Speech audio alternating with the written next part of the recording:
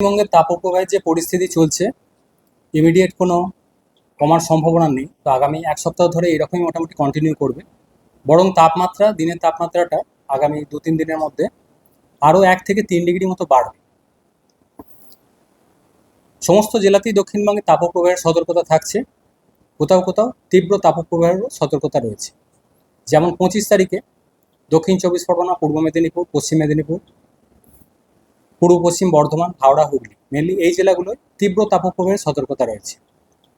তীব্র তাপপ্রবাহের এই যে স্প্রেডটা 26 তারিখ থেকে আরও কিছু ডিস্ট্রিক্টে বাড়বে। যেমন 25 তারিখের এই জেলাগুলোর সাথে আরও অ্যাড হবে ঝাড়গ্রাম, বাঁকুড়া, উত্তর চব্বিশ পরগনা, এই জেলাগুলো। অর্থাৎ দক্ষিণবঙ্গের বেশিরভাগ জেলাতেই তাপপ্রবাহ থেকে তীব্র তাপপ্রবাহের সতর্কতা থাকছে। কলকাতা পার্শ্ববর্তী অঞ্চলে আগামী 5 দিন তাপপ্রবাহের সতর্কতা রয়েছে।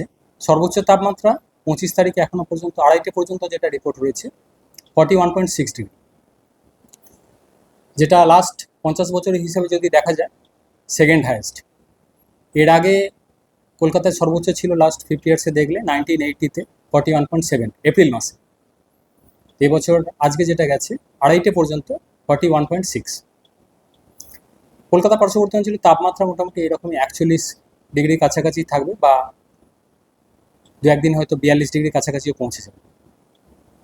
উত্তরবঙ্গের জন্য মেনলি মালদা, উত্তর দক্ষিণ দিনাজপুর, এই জেলাগুলো তাপপ্রবাহ থেকে তীব্র তাপপ্রবাহের সতর্কতা রয়েছে আগামী 5 দিন।